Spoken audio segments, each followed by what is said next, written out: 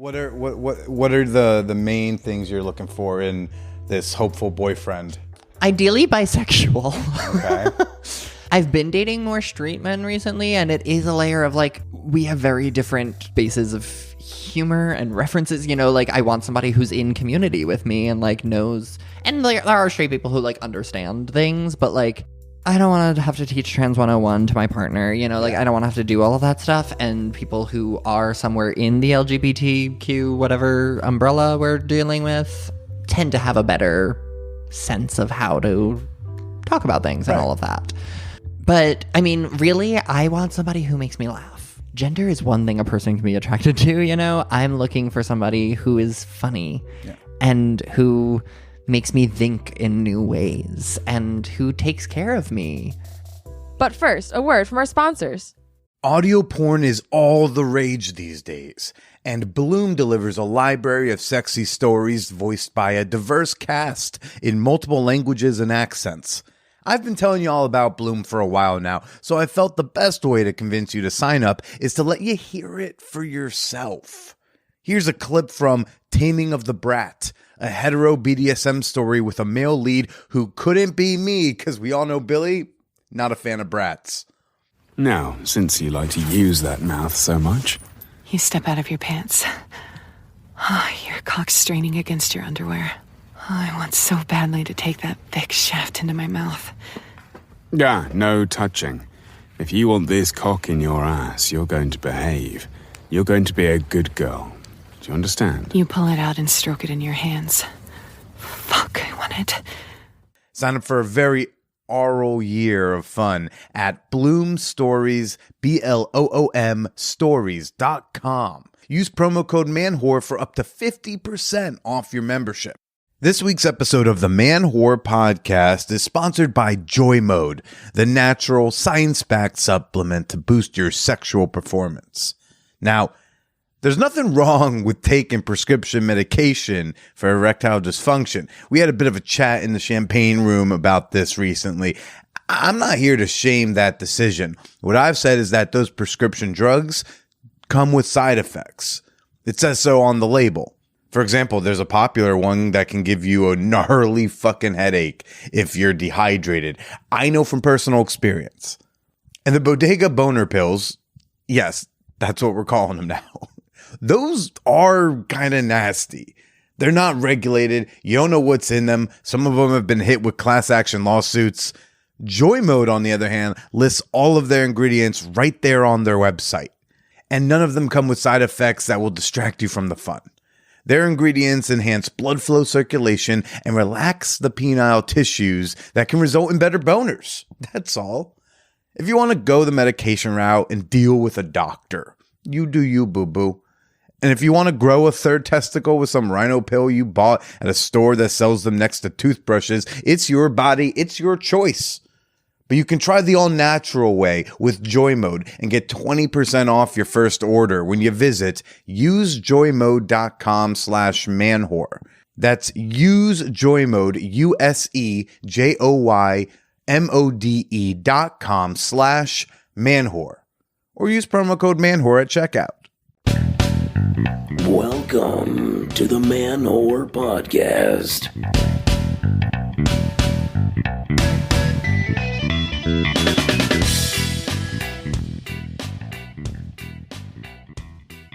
Shout out to all you fan whores and whoreheads who show up every week. I slutty salute you.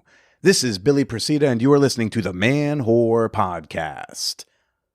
Hey, welcome to the show. This is like take 5, so just at this point I give up. If you hear helicopters in the background, something's going on in Bushwick. I don't have the Citizen app anymore, so I'm not going to try to fight it anymore.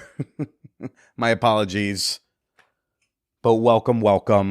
We've been coming to you every Wednesday with sex-positive conversations on dating, gender, relationships, love, and the occasional butt stuff for nearly 9 years. Isn't that crazy? Every Wednesday, haven't missed a Wednesday. It's like one of the only constants in my personal schedule. It's like that and football in the fall. Like, I know every Wednesday a new episode needs to come out. And, in the fall, on Sundays, roughly around 1 p.m. Eastern time, the Jets are going to make me upset. And everything else in my life is pretty flexible. It can be moved around. And so I'm happy to be here with y'all, everyone. This week on the show, it's part 2. Yeah, a part 2. That's how insanely great this guest is. Maybe Burke is a creator and educator. They have a wonderful TikTok that y'all should check out. And last week, we talked a lot about the dumpster fire that is their dating life. And towards the end of the interview, I'm trying to land the plane. I had like another question, and that resulted in like another 30 to 40 minutes of conversation. Not for nothing, I feel like our chemistry is pretty fire. So, I didn't want to put it behind the paywall. I thought we'd break this up into a 2-parter. So that's what you're going to be hearing about today. We're going to be talking a lot about identity. I'm looking forward to sharing that part 2 with y'all in just a little bit. I went to Hacienda last week on Saturday, and I signed up for a guardian shift. That just means that like I wear an armband around the party, and if people need to like make a complaint or report somebody for something, or if they're just like feeling lonely and they need to talk to somebody, they have questions about the space, they can come talk to a guardian. So I got assigned the 4 to 5 a.m. shift. That's the final shift, the graveyard shift. I had to take an Adderall at like 10 o'clock just so I could know I was going to be able to stay up through this thing. But I had a good time. I was surprisingly straightforward and complimentary with people, asking for things that I want, making sure people I was interested in knew that I thought they were attractive. Asked a really hot friend of mine if I could give her a massage because I know she likes massages, and I know I want to have my hands on her body. That was fucking dope. And here's the thing about a guardian shift is that you can't play during your shift. So I basically have the whole party until 4 a.m. to like connect with someone, get down, etc. And maybe around like 2:45, I'm back in the fire pit, and I'm talking with this very pretty woman as well as these other 2 dudes. We're just all no one's like really flirting. It's really more like we're talking about poly and parties and, oh my God, it's fucking cold because the low is like 4 degrees. By the way, I've never seen the orgy kick off so fast than when it is brick fucking cold outside. Because at Hacienda, it's like you go on the first floor where you can't play, but there's like limited space. And then there's outside by the fire pit. But if you step more than 8 inches from the fire pit, like you want to cut your tits off. And then there's the basement.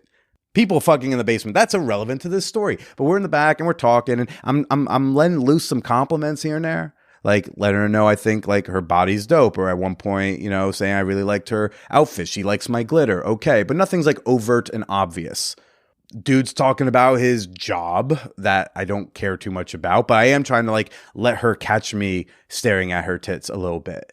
And like, or like letting eye contact with her linger just a little extra longer.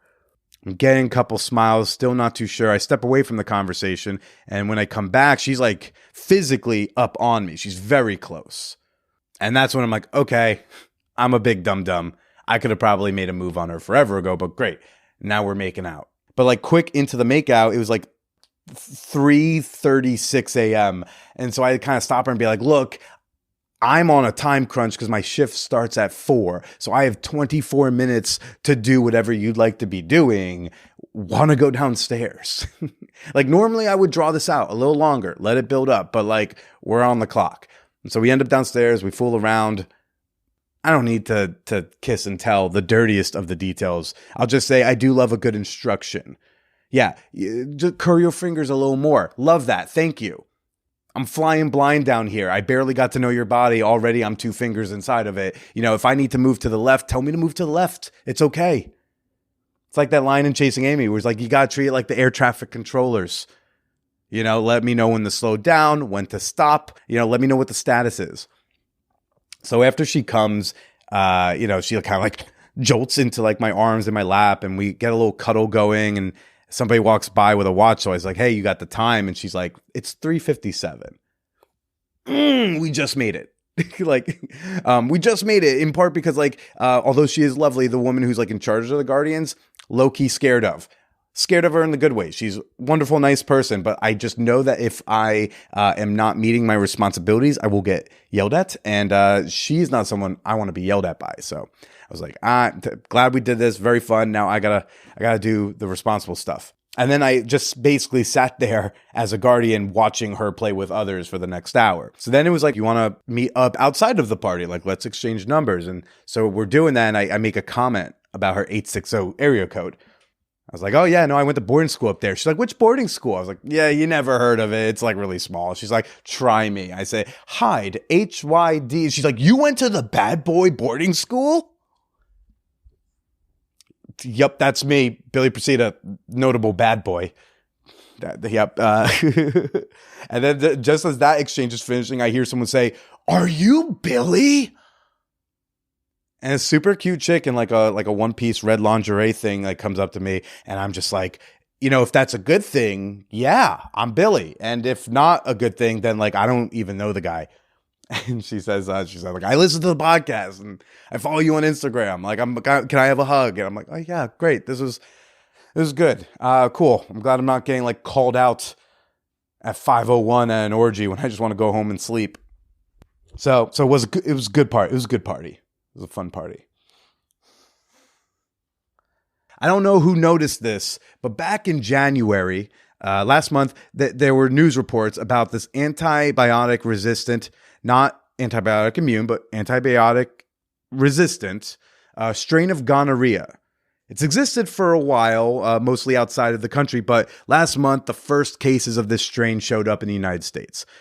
2 people in Massachusetts got the strain. It was not respond to antibiotics at first. They had to do some other tricky stuff and do X, Y, and Z. And you know, they finally recovered and they get rid of it. But like, that means it's here.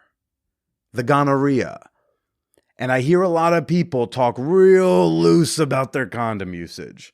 I hear a lot of people just go like, oh my God, I'm just like so bad with condoms. Oh my God. I'm like, no. I know I'm supposed to use them, but like, I just like really don't like them. So I'm kind of bad with them. Or like, and it's like, fucking stop that shit. Have we not been learning about these COVID strains and variants and shit? Like, it moves into people, it mutates, it becomes a thing, and then eventually it's resistant or evasive of vaccines or therapeutics or whatever that we got. What we can do is be a little more responsible. I know that's not fun to hear. You know, y'all might remember Dr. Ina Park. You know, she's been on the pod a couple times. She had her own episode, episode 380, if you want to scroll back. She's got a book out called Strange Bedfellows. It's about STDs. And I wanted to ask her about this and what my listeners need to know. She says, long story short, this is a strain first identified in Asia and then in the UK. You are right that both folks in Massachusetts were treated with the standard treatment. What was concerning was that it looked like their strains might not be susceptible to any antibiotic that we use for gonorrhea. Luckily, they were fine, and we aren't in a dire situation. It's more of a warning sign that we may not be able to use our standard therapy, ceftriaxone. I don't know how to say that, but that's okay. I'm just a comic. We may not be able to use our standard therapy if this strain becomes more common and develops higher levels of resistance. So it's this slow-moving train that might crash if we don't get some new antibiotics in the next few years. Unfortunately, there isn't anything ready for prime time, but a few drugs being tested in clinical trials seem hopeful. Notice there, she's like, if it becomes more common, we're not in a dire situation. It's a warning sign. And unfortunately, warning sign and we hear, okay, you can keep going because we're going to really squeeze every last drop out of being quote unquote allowed to do something. Even if we probably shouldn't. Remember, like, I don't know, March 2020, when it was like, hey, if everyone literally stays home for, I don't know, 2 to 6 weeks, this won't be a big deal. But people were like, I don't know, I miss Cheryl from brunch. I don't know. I'm sorry, but like, I gotta. You don't gotta. You can do something that sucks really bad as like your piece of a whole society or community. So when it comes to this, if you're one of those people who's like, oh my God, I hate using condoms. Oh my God, it's okay though, because like I'm on birth control. So and it's just like I just take a pill, I'll be okay. Hey, I'm on PrEP, so it's not the big bad, and I just take a pill, I'll be okay. Well, maybe you won't be now, because that shit is here. It's a warning sign. The warning sign means like change behavior now, so we don't get to the dire. Because when you get to the dire, sometimes there's not shit you can do. So just a word to the wise: get tested somewhat regularly. Especially if you're not in a committed monogamous relationship, then like I would recommend getting tested multiple times a year. Personally, I try to get tested 2 to 5 times a year, depending on my activity level and condom usage. I'm not going to pretend that I'm perfect, But geez, the way I hear people talk about condom usage, I'm like, am I the loser that I use condoms most of the time? Just a note for y'all. I want to get to maybe ASAP. So before we get there, let me just let y'all know that we got the next hot movie night. If you're new to the show and you think that sounded dumb, look, that was requested. The next hot movie night is going to be February 16th, 9:30 p.m. Eastern Time. Hot movie night, we come together, my Patreon community. We gather around in the champagne room and we watch a retro porno. This month, we're going to be watching The Devil in Miss Jones. It's allegedly a fucking classic. It was reviewed by Variety, a publication of note. So I hope to see y'all there. And the way to get invited is you got to be a Patreon member. You got to be a Patreon member, and then you got to join our Discord server, The Champagne Room, links to which are in both. One of the people I hope to see there is the recipient of this week's Fan Whore Appreciation Moment. Prodigy Baby, thank you for supporting the Man Whore podcast on Patreon. Careful with that broccoli. It's lethal. They know what I'm talking about. Thanks for supporting the pod. Thanks for being a member, and I hope to see you at Hot Movie Night. And you too can become a member for as little as $2 a month. Become a member today. Support the pod you love at patreon.com/manwhorepodcast or download the Patreon app and find me on there. All right, maybe Burke, part 2. We're talking about identity. They have a book out, the updated version of I Love Orgasms, A Guide to More. And you can get 20% off the book, by the way, if you use the promo code manwhorepod at iloveorgasmsbook.com. Link and all that in the show notes. That's kind of fun. Normally, they don't normally do that. So, hey, if you want to buy the book, I guess there's a code. And now let's go chat some more with Maybe Baby. What does it mean to be off to the witch? A man who fought in Vietnam only to return to play an iconic murderer in the Texas Chainsaw Massacre. They made a lot of the instruments of torture and death right out of the jungle. A woman is visited by uninvited beings from another world. I wake up in my bedroom and they were whispering and they kept saying, "Is she awake? Is she awake?" And then they would go, "She's awake, she's awake, she's awake." A man who grew up in one of the most infamous homes in modern American history and is the grandson of the creator of Satanism. It was hard to not fall for Anton's charms, which is how Anton attracted the likes of Sammy Davis Jr. and Jane Mansfield and Marilyn Manson. I'm your host, Christopher Garitano, and each week I take you on a unique journey into that borderland between fiction and reality as we celebrate the bizarre, the odd, and the abnormal with special guests from the far out. We are now off to the witch. Search Off to the Witch wherever you find your podcasts. The Man Whore Podcast is sponsored by Joy Mode, the sexual performance booster that's just like your pre-workout mix, but for boners. Now, a lot of y'all have been sliding into my DMs over the last few months, posting in the Champagne Room. You're asking the important question. You're asking, Billy, does Joy Mode really work? Is it really going to help?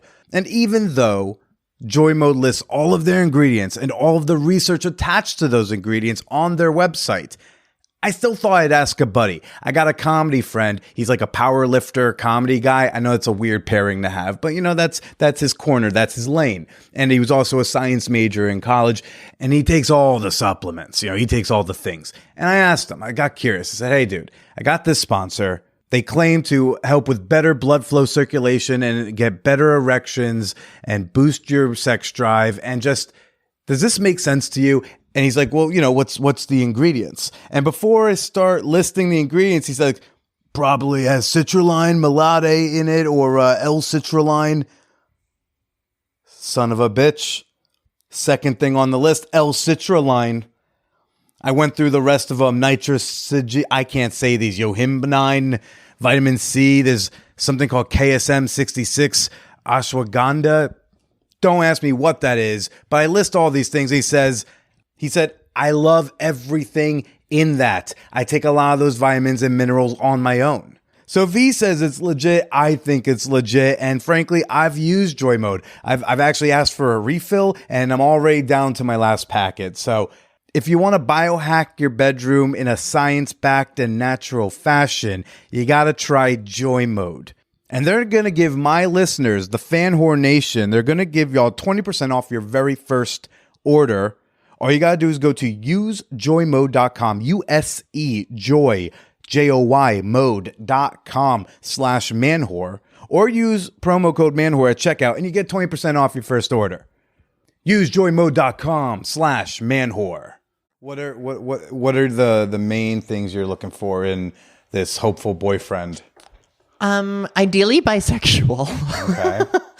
But that's also like, is that a functionality of, I can think of like multiple reasons why you might pick that. For me it's mostly I feel more comfortable around other queer people. I've been dating more straight men recently and it is a layer of like fear, but also a layer of like we have very different bases of humor and references, you know, like I want somebody who's in community with me and like knows, and like there are straight people who like understand things, but like I don't want to have to teach Trans 101 to my partner, you know, like I don't want to have to do all of that stuff. And people who are somewhere in the LGBTQ whatever umbrella we're dealing with tend to have a better sense of how to talk about things and all of that. But I mean, really, I want somebody who makes me laugh. And I talk about this in the workshops that we do with Sex Discussed here and like the ways that we teach about sexuality and desire and pleasure and all of those things is like gender is one thing a person can be attracted to, you know? I'm looking for somebody who is funny and who makes me think in new ways and who takes care of me. Not that like I'm not going to take care of you back, but like who is a partner, is my equal. Like we can like have a life together and you will like think about me when you make choices for your life and things like that. That's all stuff that I want. And I don't think it's that hard to get, you know? But these days there's so much of the like, ooh, what could I get next? Like who could I find next? Like there's always something that feels better. And it's hard to just be like, hey, I really like you. Let's see where that goes. Instead of like, ooh, who can I like more next? Like that's the constant push. Where honestly, and I'm having constant conversations with myself over like how shallow I might be because I am a little shallow. But I also, I mean, I want to be attracted to you, you know, like I have certain standards. Why would people accuse you of being shallow? Do tell. Because. Go ahead and say it. Well, here's the thing. I was dating this guy. Or, does it have to be a 6 or an 8-pack? That's what. No. Not even physically. I mean, I have my. I don't need a 6-pack. I can do a 1-pack. 5 is fine. Oh, okay. No, that's not even a thing. Like, I mean, I know like you seem so shy to just say it. No, I mean, I like a muscular person, but. And that, I mean, I am pretty shallow with like physical features as well, but not necessarily like that's not a deal breaker for me. Sure. That was my own projection of my body shape. But like what I was getting at, like what do you have like a physical like visual type? Oh, visual type? No. I don't know. Like it just sounded like you were trying to describe something. Oh, not really. Like that's my thing of like I talk about I'm physically attracted to personality a lot of the time. There are physical things, but there's so many physical things that are attractive to me. And like beefy muscles, yes, I'm a slut for a beefy muscle. But also like some like fat men in a shirt look like beefy muscle, you know, like so I'm like it's like just like the silhouette still works, you know? That like that's not necessarily so much the situation as my neighbor recently put it better than I was able to articulate, that I need somebody who's as stable as me or more. And so not that I like need somebody who can like financially cover things and whatever, but I need to not lose money on you. Like I need to like, I freelance like where you have similar like schedules and things that like, I dated a lawyer a couple of years ago that it was like so nice that I was like, oh, you just like go to work every morning? and then you like come home at the same time, and I'm going to know when you're home. Yeah. He would wake up in the morning, get up to go to the gym, replace himself with his dog in bed with me. I would wake up to a dog and breakfast on the table. And I was like, that's nice. And I'm not saying I need to date somebody who is like financially in a better place than me and like all of that stuff, but like They got their shit together. yes, a sense of stability doesn't always need to be financial. Somebody who's sure of what they're doing, has like passion and drive in their life, and like isn't still figuring out who they are as a person, because I've done that and I've been that person for other people, and I'm not looking to be a mentor. I'm looking to be an equal. I want to be a partner. I'm looking to be just below equal. That's my ideal. I want to be basically equal. To each their own. I want to be like 10% below, because And I mean, that's where I like to sit. That's, hear me out. On the physical shallow side of things, I've joked since high school that I need my partner to be like 2 notches less hot than I am. Okay. Because the like How I Met Your Mother, like there's reachers and settlers. Like I want to be the settler. Sure. I want to be the like, how'd that guy get her, you know? Even though I don't buy into that mentality and things. But that's not necessarily because I need to like feel hotter or whatever, because I've dated people that I think are like very, very hot, but my attraction tends to be a few notches away from what's conventionally attractive. Sure. Like it does tend to be people who just have like interesting and like prominent features that maybe aren't like the most like conventional Eurocentric standards. Sure. I like an interesting looking person. Well, I hope you can find one in this city not wearing a Eagles jersey. I'll go to a game. What is it? Baseball? I'll go. I know you must be. Aren't we in the World Series? We just got in. You're doing this on purpose, aren't This you? I'm doing on Yeah, purpose. you're like, because you read my, you knew that could get to me. See, but that's the girlfriend I am. I'll be the bitch that like I'll make you little like pigs in blankets and be like, okay, have the good sports Which color ball. do I wear? Yeah, green. You're a green and white town. And how do you choose the team? Is it just like the costumes you like more, or You could gaslight an entire sports bar. That's amazing. You kept a straight face the entire time. I have my team that is rarely in the playoffs, so I just pick the one that I bet money on, and then that's the color that I root for. But how did you choose to pick money? Who had the better players? Or in yesterday's case, my brother-in-law, he's a 49ers fan, so I bet on his team. I was like, at least your team's good. So family loyalty. Yeah, I will Not go with white a power. different. It will just I'll default to somebody else's pick. I was like, I have a partner who's or a lover who's a Bills fan. I was like, I'll root for your Bills since mine sucked. But yeah, that's how I'll do it. I can be a team player. Sure. And that's I years ago went to a Super Bowl party with a person I was seeing at the time. Yeah, I'm sure you loved the halftime show. We did like the football lines on the eyes, and I covered it in with blue glitter because the team was blue. Yeah. I love a theme. You can hang. I love a theme. Yeah. That's the thing. I love nerds. You said that I don't look nerdy, but I love nerds. Okay. I'm a nerd for nerds. And I'm like, sports could be part of that, where like I would sit here and listen to you talk to me about comic books for hours, and I would just find it adorable. And that's who I am. Well, an ex did say, Billy, I think you just like to explain stuff. I was like, I do like to explain stuff. Thank you. Like hyperfixate all you want. I find it adorable when people are like passionate about things. So like literally I'm like, I'm gonna like be a bitch and like say things wrong because I think it's funny. And if you think that's cute, we'll have a good balance. Right. But like, if you want to just like sit here and like talk foosball to me, sure, I'll let you. I'll let you go on a rant, and I'll just be like, "Okay, sweetie, that's really cute. Now, when you're done, we're gonna go upstairs." And I mean, it is funny. I mean, look, I also, I want to be respectful of your time and all, but like, because I could go down a whole side tangent of the idea of the difference between like someone explaining hyperfixating in an adorable way, and then someone like explaining crypto like you couldn't possibly understand a thing, right? You know? Oh, of course. Yeah. There's hyperfixation and there's mansplaining. And there's like, I don't need you to like suggest that I change my lifestyle and invest money in your thing, but like, sure. Dogecoin to the moon. If you want to talk to me Dogcoin? about your wizards and the little goblins that you find adorable, sure. If you want to talk to me about how watching a bunch of men in really tight spandex and big gear that make their muscles look bigger than they actually are, throwing their bodies on top of each other over and over again is the most macho thing you can do with your Sunday, sure. Go ahead and explain that to me.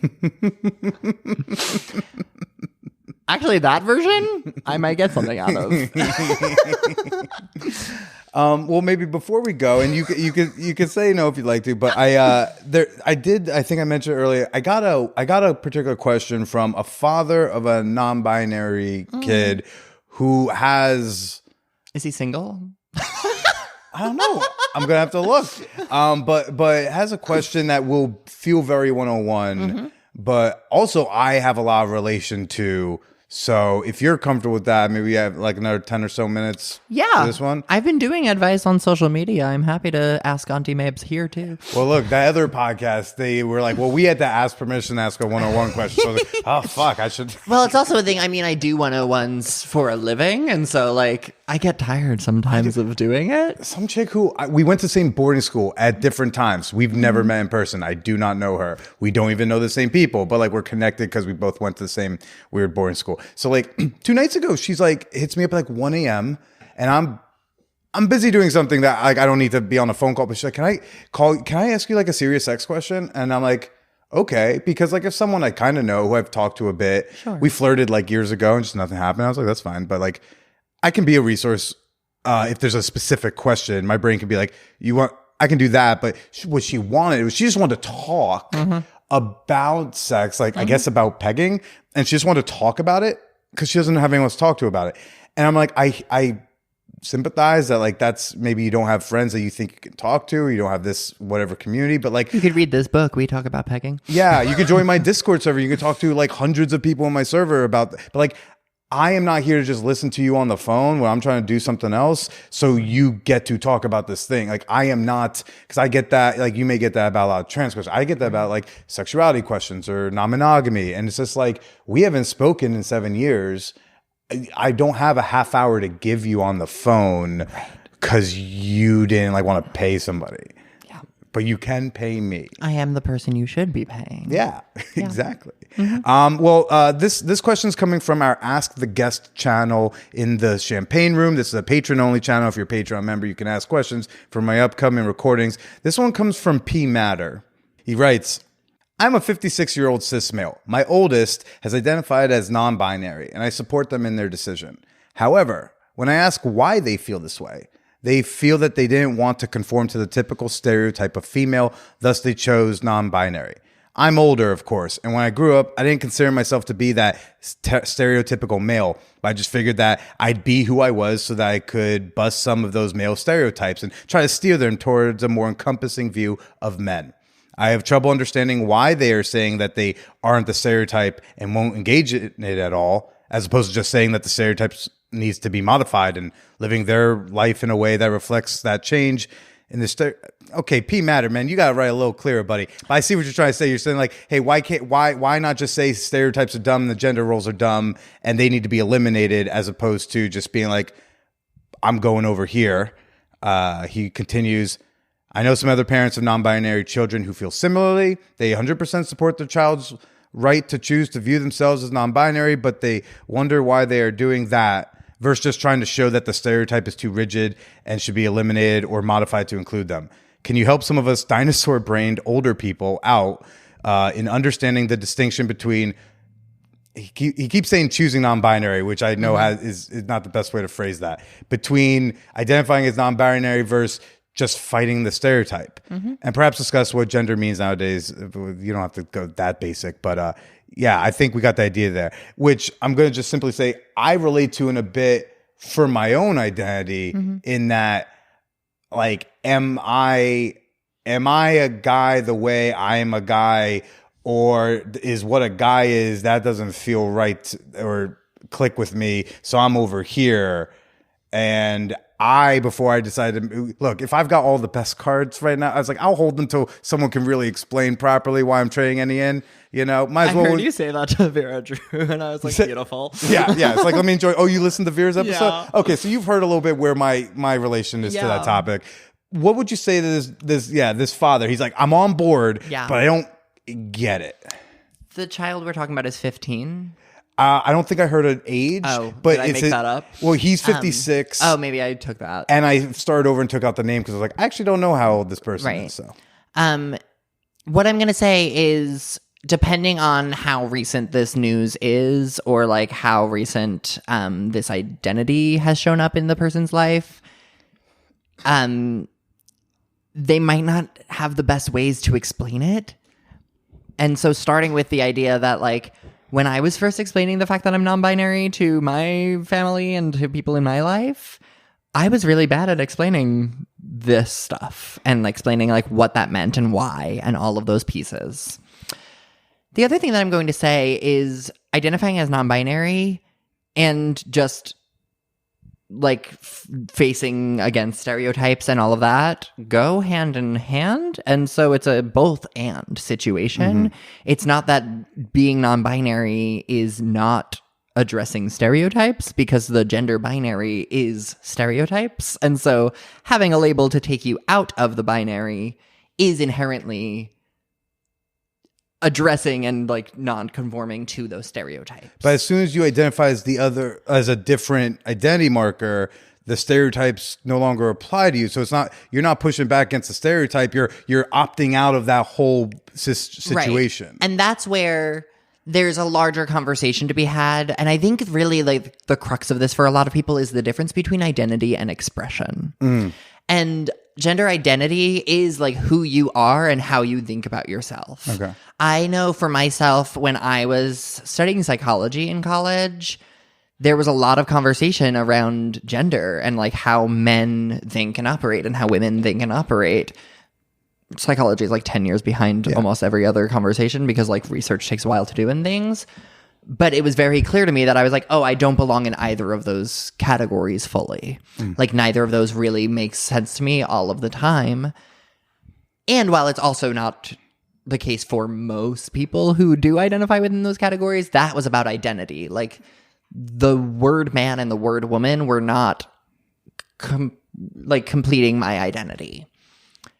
I wasn't thinking about like, oh, the way that I dress is a little bit outside of what you expect from a woman. You know, like I wasn't thinking about like, oh, my mannerisms are really effeminate, but like my whatever else is really masculine or whatever. This wasn't about like, oh, I just like dress. I like, this isn't like, oh, I like wearing a dress and makeup. This isn't as simple as right.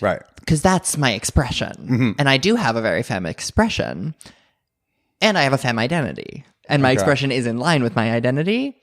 For a lot of folks, choosing the word non-binary, and I'm saying choosing because you do choose the label you use to talk about your identity. I'll give him that.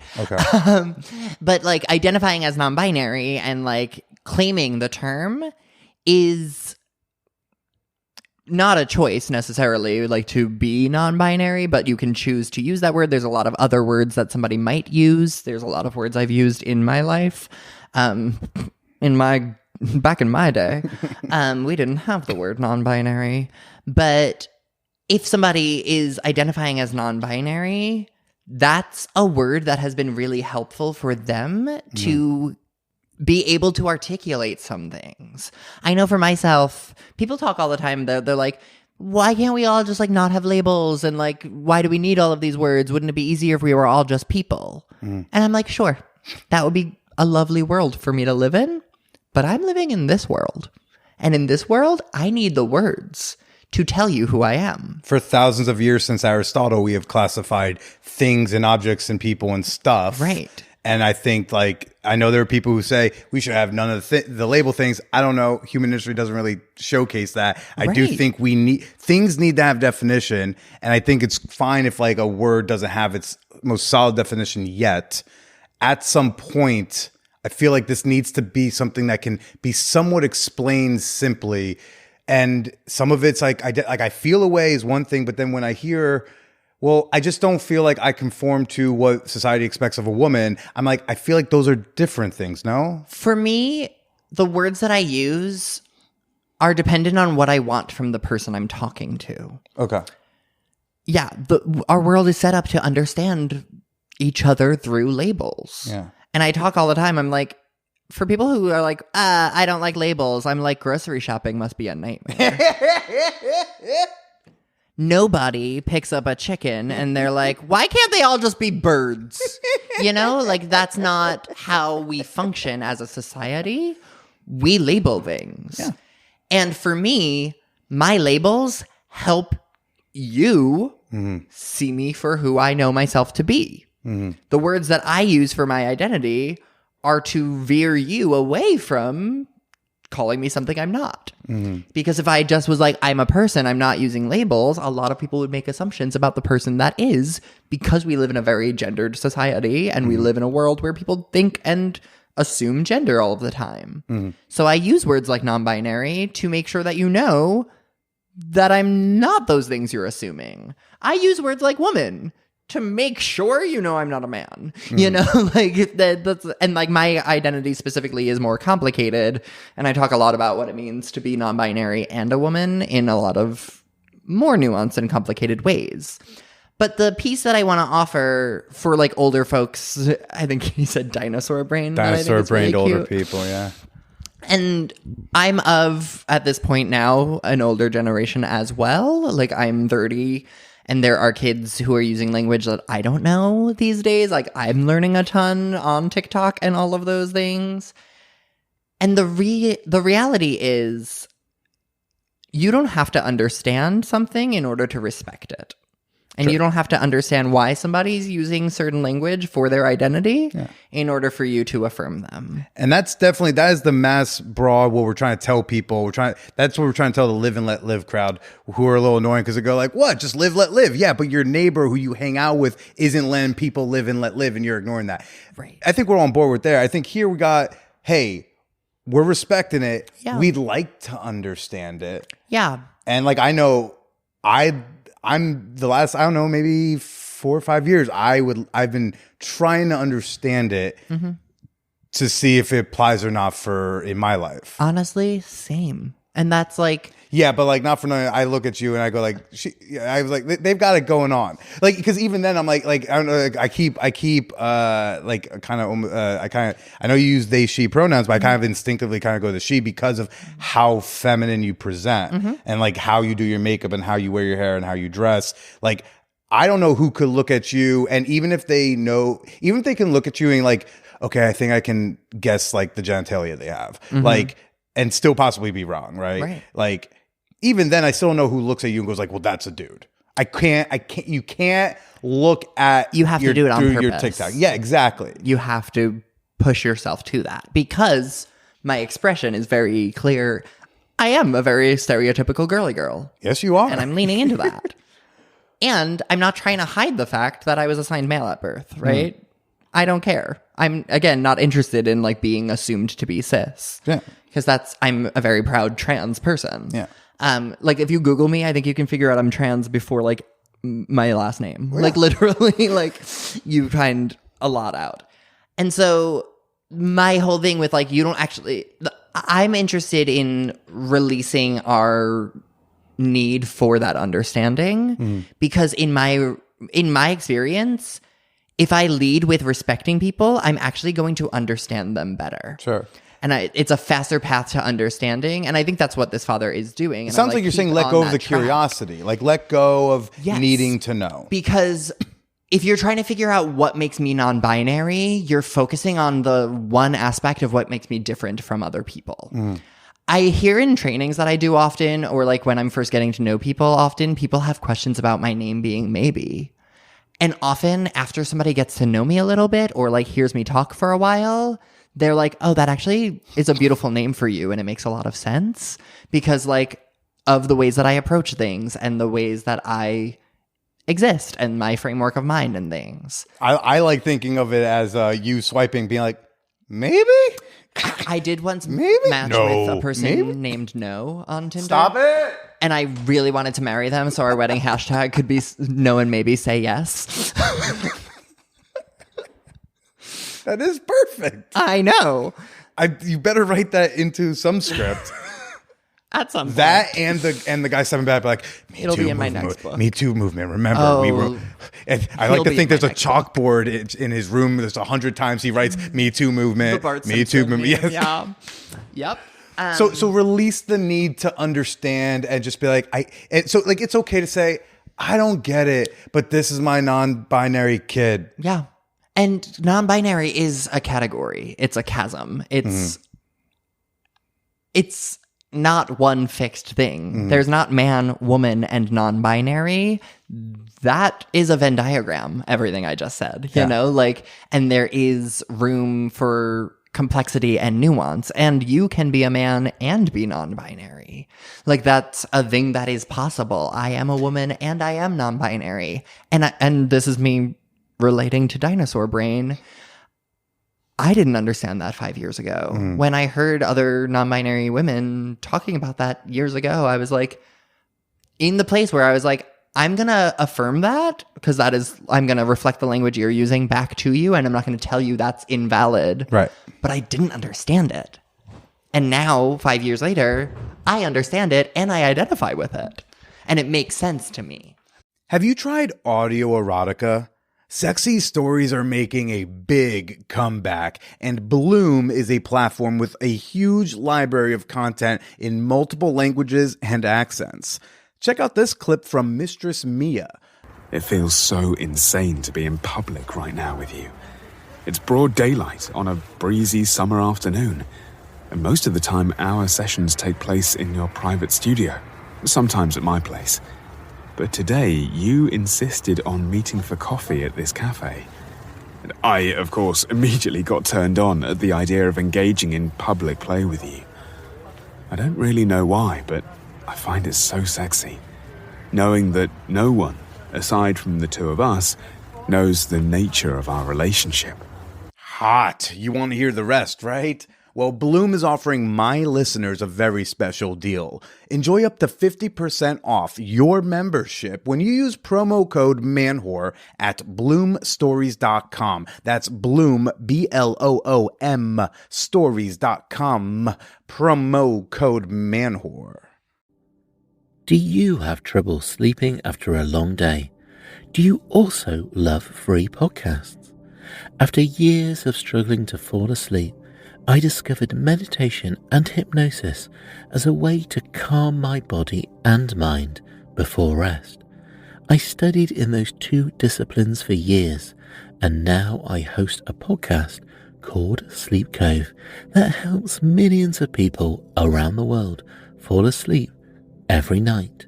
Subscribe to Sleep Cove wherever you listen to podcasts right now for a better night's sleep starting from tonight. And I feel like I just want to I would never want to utilize a term for myself that I couldn't explain back to them. You know what I mean? And I just know I feel different, but I also have a heavy bullying history. I'm also not I don't hold on to typical traditional masculinity shit.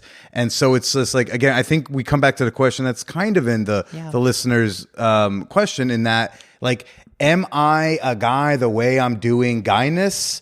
Because when you hear the concept of non-binary, I think we just think it sounds like you just don't fit into the boxes. And a lot of people who 20 years ago were we need to get rid of gender roles. Modern day feminism was about tearing down gender roles so everybody can do all the things. And so this seems to almost be in conflict with that. And that's almost as if it's a solution to, if we can't rip it down, then can we create another space or terminology? Well, that's what's very interesting if you actually look through the histories of non-binary community and identity and experience, is that being non-binary is tearing that system down. Because the system of there only being two genders is a system of oppression and it's a system of power. And this is going to sound like I'm getting on a soapbox here, but the gender binary is directly linked to white supremacy and European colonization. And if you look throughout human history, most cultures and societies had much more expansive views around gender before European colonization happened. And so that history has been erased from a lot of our knowledge base and a lot of our resources, and we're uncovering a lot of stuff in recent years to be able to talk about those experiences again. And so those of us who grew up being like, I'm just not like other girls or whatever that is, through today's lens, that is non-binary. But then why not? Why? And I'm not saying this challenge like I don't believe that. I'm posing the question. But then why is it not just I'm a woman and this is how I'm a woman and fucking deal with it? And that is some people's experience. I've had conversations with folks where I was like, I'm non-binary. You're a man who breaks down stereotypes of what it means to be a man by existing differently. I'm not going to tell you you're non-binary because of that, but you're not going to tell me I'm a man because of that. But then we come back to definition and classification, where it's like things should mean things, and it's okay if there's like a period of we don't know what to use the word period of transition of understanding what the words will finally mean. And so then I guess that would maybe come up with the question of like, do you think in 20 years that is possible, not definite, but possible, the word non-binary might not be needed? I don't know what it's going to be. And that's interesting because while we were writing this book, we are also printing something is like pretty set in stone that like we were talking about. There's a discussion of like whether or not non-binary is hyphenated. And we like opted to not put the hyphen in the word non-binary. Yeah. Even though I do today. But we were like, 10 years from now, I don't think there's going to be a hyphen. So let's just get rid of it. You know, like we were making those decisions as we were writing this book because things can change very quickly. And next week we might learn something new and then our book's out of date, you know? But that's a thing where non-binary wasn't around 10 years ago. I didn't know that term 10 years ago. And we know it now. And it's very popular right now. And I think it's incomplete. I do think it's a category that holds a lot of different experiences. Like it's not really set in stone on purpose, but also neither is woman. Okay. Neither is man. And I think that's the thing that we're pushing towards, not the gender-free, no labels world, but the gender-free, any labels world. And that two people can on paper look very similar, like have very similar interests and expressions and attitudes and all of those things, and yet use very different words to describe themselves, and we'll just agree with both of them. What I heard was, Billy, you can continue to abuse your privilege and hold whichever cards you decide you want to hold. And here's the thing to anybody listening and relating to Billy's current situation, calling yourself non-binary does not rid you of that privilege. And so, well, I mean, I think it would if I changed my. Here's the thing: it's like I would still look like a dumpy dude. Sure. I think people who like have like dated me for like I think they understand where it's like if you're around me for long enough, you'd be like, all right, this isn't like always a guy, and sometimes you're like, this is very much a guy, and but I don't know. Yeah, you just made something more real. I was just trying to be like, hey guys, I'm gonna just keep my royal flush hand, and then they made it real. How dare you? Well, I do talk about privilege a lot, and I do handle with care. Yeah, but I do understand. Well, because like the humor comes from like I understand that like if I just choose to hold on to more privileged labels, I get benefit from that. Unless but like you're saying, I think that Billy, it doesn't matter because they're gonna still see you and perceive you. Privilege is a thing that's given to you by other people. It's not a thing you can claim. Like I don't think I ever had like the epitome of like straight male privilege in my life because I was raised as a little femi queer kid that like wasn't getting.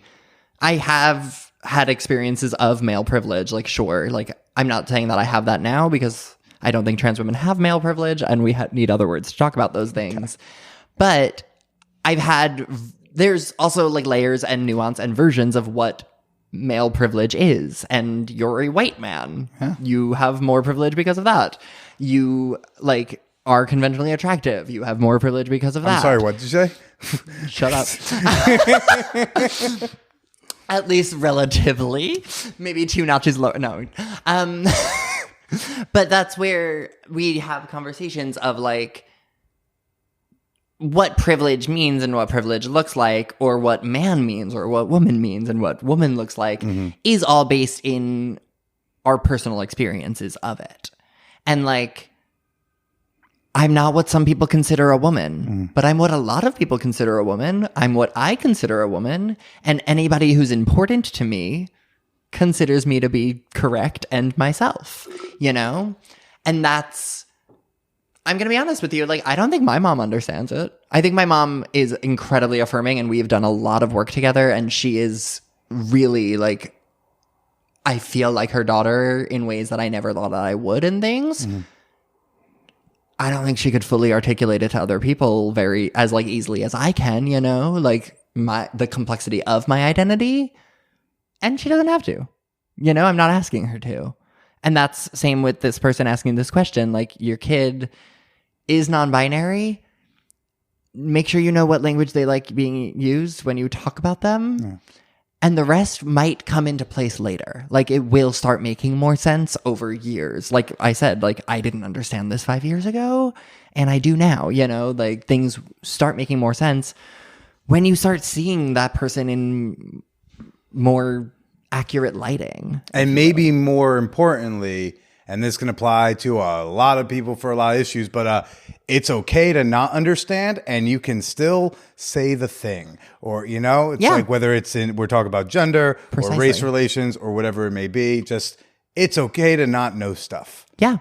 And that's on like a general society whole. I think we need to get a lot more comfortable with like a lack of knowledge and like a lack of perfectionism and all of those things, and just being able to be like, hey, I actually don't know the best way to answer that. Let me look it up or go to somebody who does, or whatever it may be. You know what? I don't understand the science of vaccines because, you know what? I'm not a fucking scientist. And I say that all of the time. Like, I don't know what they're saving lives sometimes, though, but so I respect that. Yeah. There's plenty of cultural practices that I'm not a part of that culture. I don't know what the point is. I don't know the inside of my car, and that's okay. There's someone I pay for that. We pay scientists for that thing. Right. And if you want to, like, you know, laugh or something or like organize a gangbang, you come pay me, right? Like, we all have our things. Yeah. And I don't have to know all the others. Everybody's good at something. Yeah. And that's, we don't have to understand everything that we respect. Yeah.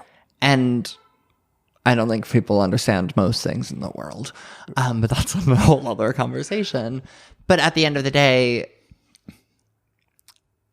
things are changing. Generations are using language differently than the generation before.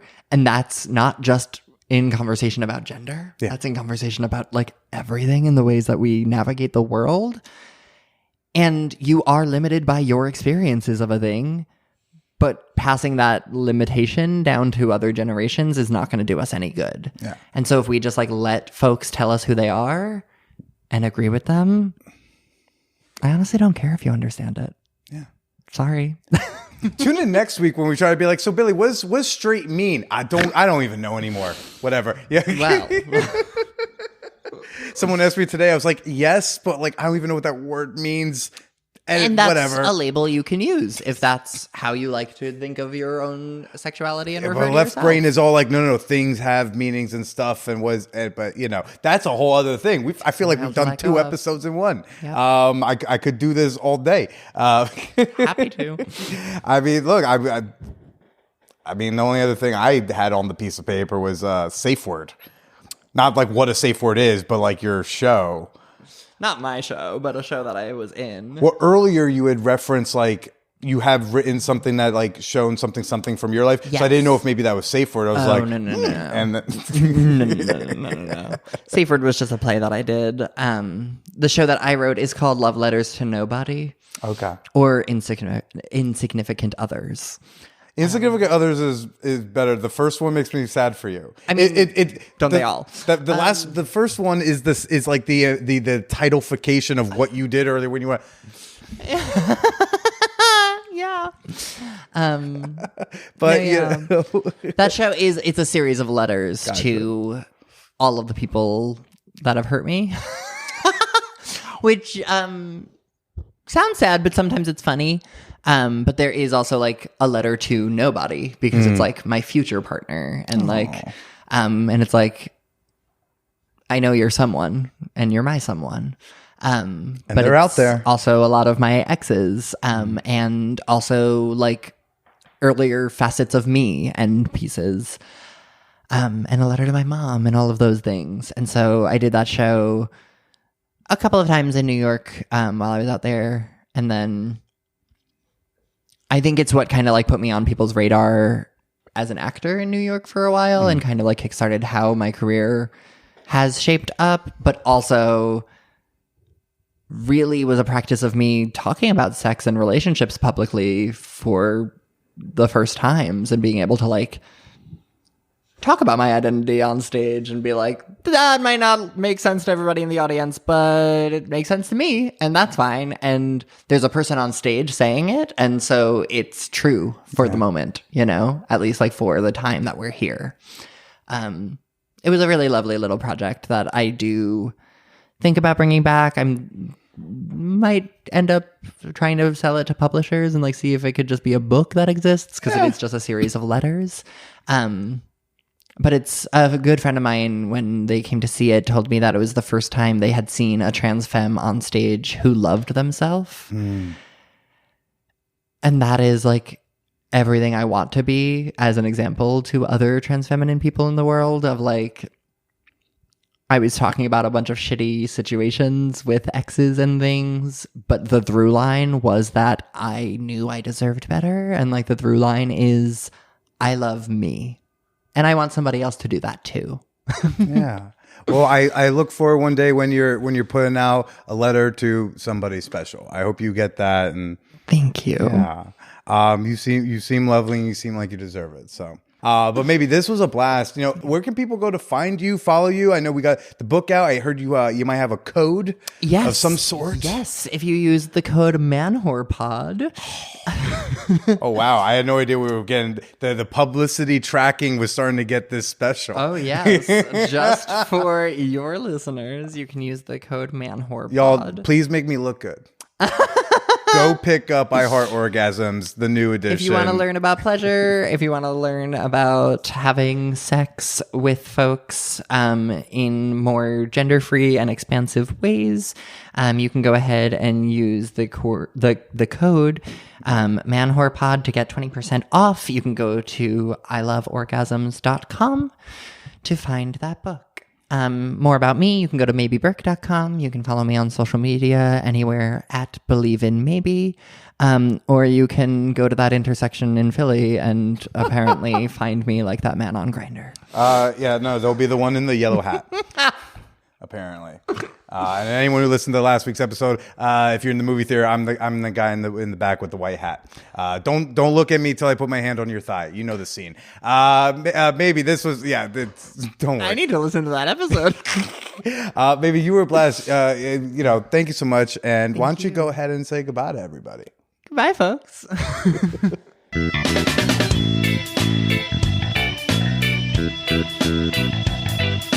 You know, after we were done recording, maybe basically accused me of being non-binary. How dare they? Interesting. By the way, maybe mentions the idea that these alternative gender identities, that these are not new. These are not like some sort of millennial Gen Z invention, that this has all existed. People have existed like this for a long, long time. I recommend the book by past Man-Whore podcast guest, When Brooklyn Was Queer, if you want to get a little peek into that. I'm not going to bog you down with a bunch of links. They're always in the show notes. I'm going to try to keep this end part a little tighter. But again, if you want to shoot me an email with your comments, your questions, your criticisms, maybe your booby pictures, maybe your dick pic with the word Man-Whore Podcast written in Sharpie, if you can fit it all, you can send any and all of that over to manwhorepod@gmail.com. You want a first date tip? Avoid work conversation. Maybe unless you're in the same field, okay, but it's probably boring. It's probably not that interesting. You'll probably get to it later. I don't think connecting about your disconnected works is gonna really connect you two. Unless your work is really, really fucking cool and they ask you. Instead, steer the conversation towards something more sincere, something more fun. Go forth with that and good luck. And a friendly reminder that you can test out the perks of Patreon membership for free, including access to Hot Movie Night on February 16th. I am offering 7-day free trials to my $5 tier on Patreon. I don't know how long I'm going to offer this free trial for, so you may want to try it sooner than later. I recommend doing it like maybe next week when you want to like also be able to go to Hot Movie Night. So go to patreon.com/manwhorepodcast. Find me in the Patreon app if you want, and you'll see at the $5 tier, start your free trial. Give it a try. I think you're going to find that by the end of those 7 days, Billy deserves $5 a month for all that extra that you're getting behind the paywall. All right, everybody, I gotta lock this thing up because then I gotta clean my room up and I gotta make everything nice because there's a very, very hot lady who wants to come over and give me a really long hand job while she puts stuff in my butt. Stay slutty.